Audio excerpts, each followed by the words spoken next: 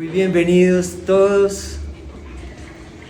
Pues aquí, como un pequeño ejemplo de cosas de distintos tiempos, hay varias obras que muchos de ustedes reconocerán de este tipo de piezas en las que mezclo elementos de arte precolombino con piezas de la cultura pop.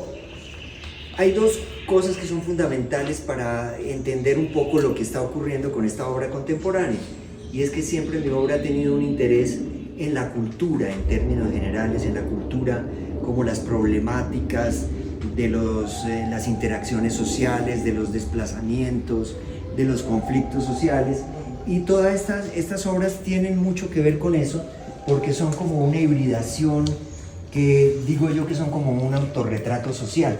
De alguna manera, cuando yo hago este Mickey Mouse precolombino, es como mostrar esa confluencia de cosas que conforman nuestra manera de ser. Posterior a esta obra ha habido varias evoluciones dentro de la obra. Una de esas es esta que mostré en Madrid, de la que aquí tenemos una pequeña pieza que se llamaba Del Otro Mundo. La exposición en Madrid se llamaba Yo Soy Otro Tú, y es algo que también tiene que ver con esta obra, ahora lo explicaré en detalle, y es el interés por el concepto de la otredad, de el otro como aquel que está enfrente de nosotros, al alterno cultural, de manera muy especial cuando ha ocurrido todo este tema de la pandemia, en que ha habido un aislamiento absoluto con los otros, en que salir de ese espacio de enconchamiento nos ha costado una cosa bárbara para volvernos a reencontrar. Entonces, volver a ver al otro es algo que se hace definitivo e indispensable. Entonces son como reflexiones que desde el mundo del arte son fundamentales. Aquí hay estas tres piezas que tenemos aquí, que se llaman La Dificultad Inicial, y son como tres versiones de la misma pieza. Hace unos 5 años me ocurrió un suceso muy desafortunado. Llegando a mi casa una noche se me olvidaron las llaves y decidí trepar el muro de mi casa, con la gravísima consecuencia de que me caí desde la altura del muro y me rompí la cabeza. Fue una cosa muy grave, de la que quedé en convalecencia durante muchos meses. Estando en mi cama, en esa circunstancia, que además se sumó a algo que yo llamo, que todos los artistas hemos pasado, que es como una bancarrota espiritual, cuando uno no sabe qué hacer, ¿no?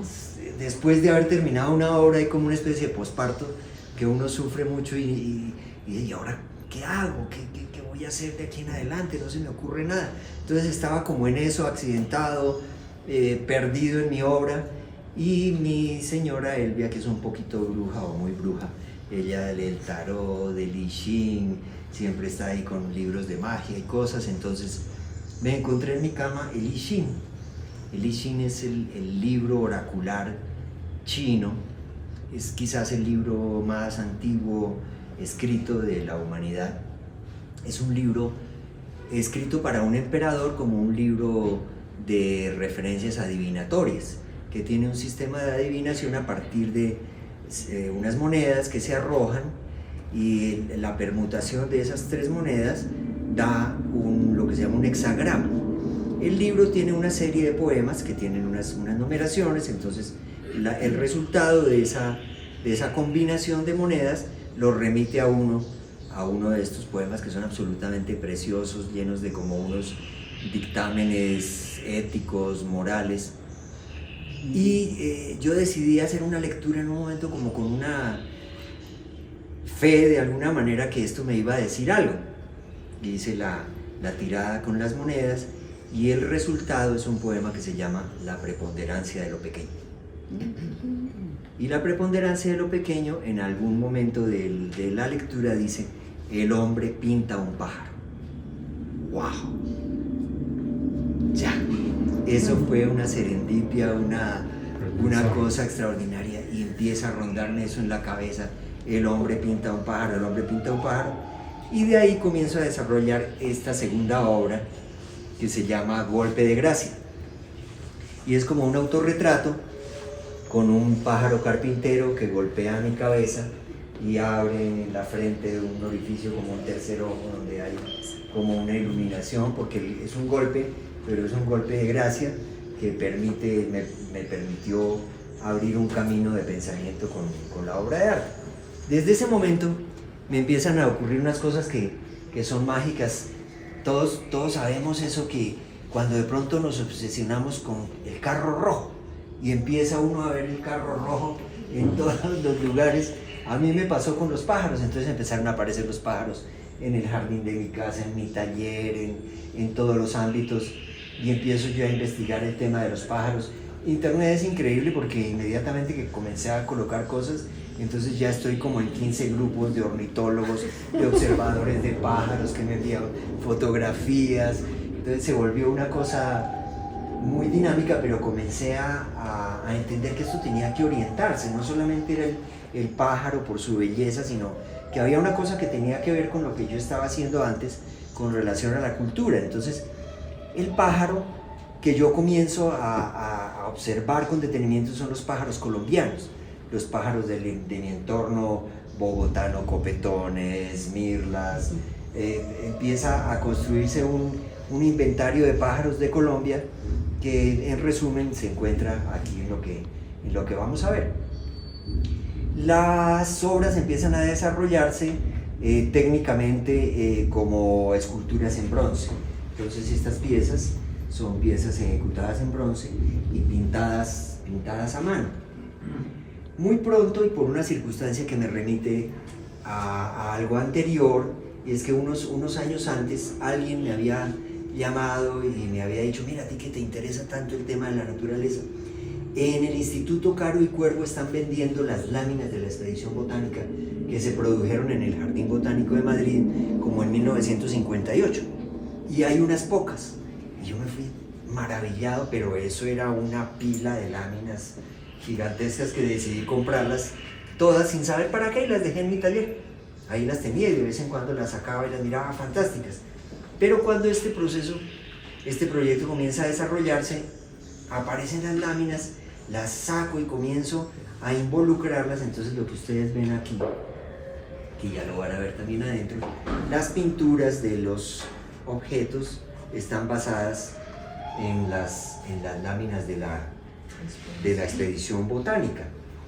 Y luego pues se desarrolla todo este proceso de los bronces, las pinturas, con la idea de construir una instalación, porque los que conocen un poquito de mi obra saben que he hecho dentro de mi obra la instalación es muy importante. Este tema de una apropiación de espacio a través de luces, sonidos.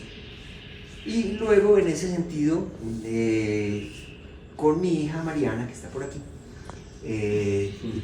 desarrollamos un videoarte a partir de las láminas de la expedición botánica, con un proceso como de carpintería digital, que se trataba de construir las láminas, quitarles elementos y luego volverlas a armar para que lo que van a ver, o los que ya vieron, es el que las piezas crecen y decrecen. Y también por una circunstancia afortunada entré en contacto con un músico chileno que se llama Quito Satori, un tipo muy interesante porque vive en un lugar recóndito de Chile dedicado solamente a la producción de música relacionada con la naturaleza, grabaciones de pájaros, y a esto le sumamos los archivos sonoros del Instituto Humboldt, que es el registro más grande que hay en el mundo de aves de Colombia. Entonces lo que ustedes van a escuchar aquí es una intervención entre los elementos sonoros de pájaros con lo que mi amigo chileno produjo específicamente para este proyecto. Y luego hay una segunda cosa que tiene que ver con lo que hablaba antes de esta idea de la otredad, y es que para mí el pájaro en todo este proyecto no es solamente el elemento biológico, no es solamente que sí tiene una detalladísima captación del elemento en su conformación anatómica, sino que el pájaro se convierte en una representación del otro, en un sentido totémico. El tótem es esa representación simbólica, ritual, en la que un animal o un elemento natural tiene una connotación de representación de una constitución humana, entonces, o de un grupo social. El tótem tiene unos atributos mágicos en que el pájaro representa a una comunidad o a un ser en particular. Entonces, en este caso, los pájaros para mí son la representación de ese otro que no vemos, al que no le prestamos atención, que está ahí alrededor de nosotros, que es importante, pero que no consideramos porque es pequeño, está escondido, y es como ese otro que en nuestro entorno social está ahí muy presente, pero que no tenemos la hospitalidad y la generosidad de considerar. Entonces, de alguna manera, el pájaro y esta exposición tiene como ese sentido de llamar la atención respecto a eso que en este momento, como es tan importante, mirar al otro. Entonces, pues nada, los invito a que vayan pasando un poco a ver de qué se trata la exposición, la preponderancia de lo pequeño. Gracias. Y cualquier cosa ahora seguimos hablando.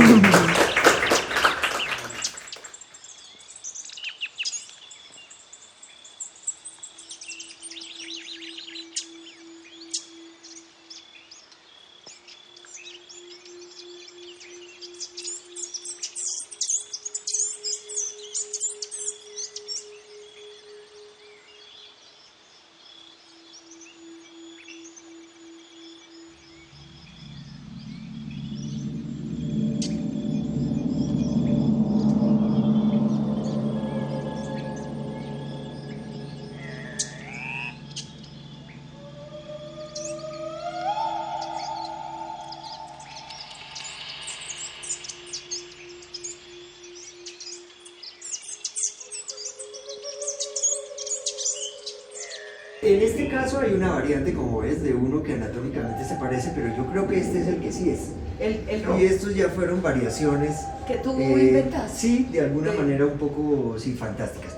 Pero todos y cada uno de los que están adentro, incluido este y los colibríes de esta pieza que se encuentra aquí, son muy próximos al pájaro original.